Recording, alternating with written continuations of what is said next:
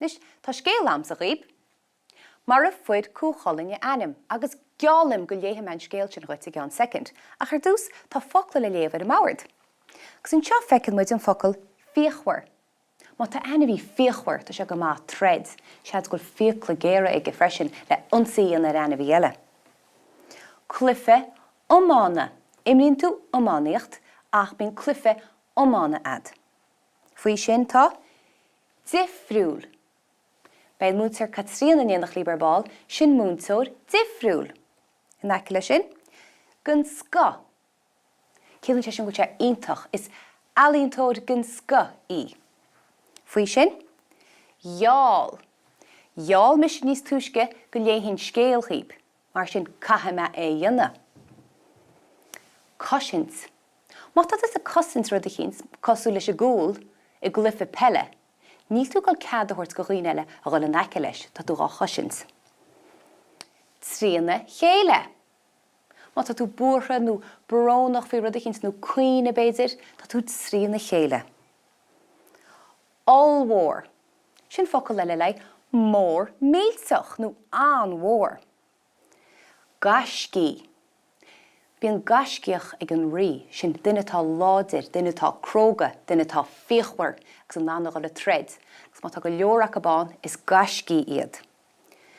Ionsaí. Má dhéanann tú ionsaí ar dhuine nó ar rud tá tú gáil a thread. Má tá tú gimmert pelle nó ómánaíochta, agus má dhéanann tú ionsaí, seans go tú riocht i drón chúl agus an díreoidh nó an sliatar ad. Agus ar deire an focail dún. Sin áit in rodíine ina gúnaí fadó.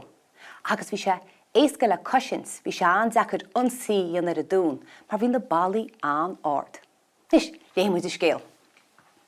Mar a Fuair Cú Chulainn ainm. Nuair a bhí Cú Chulainn óg, bhí ainm difriúil air, sa tanta.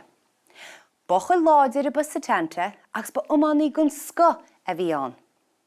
Láháin, fuair a rí crochóir agus a chu gaiscí, cuire chuig féasta ag dún Chulainn.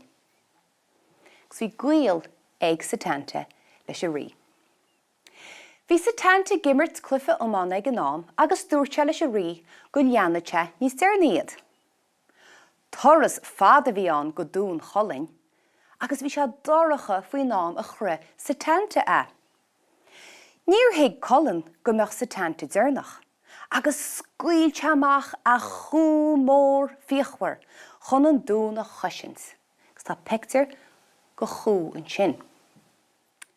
Nuair a chunig an cú sa tanta, rinne sé ionsaí air. Ní raibh sa tanta a go chumáin agus sliatar. Thug sé poc allmhór gon sliatar agus chu sé díreach isteach is scórnach an chú. Tháinig Colin, an rí, agus na gaiscí machchas a dún, nuair a chuala siad a gló. Nuair a chunig Colin a chuair a tála, bhí sé trína chéile. Cé a choisnó mo rúna níos? A dtír se. Choisnó mise i ddragar sa tanta. Já sa tanta go goisnó te dún Chulainn go dtí go ra cú nó réig an fost. Agus ón lá sin amach, tá go Cú Chulainn ar sa tanta. Tá Chulainn é sin.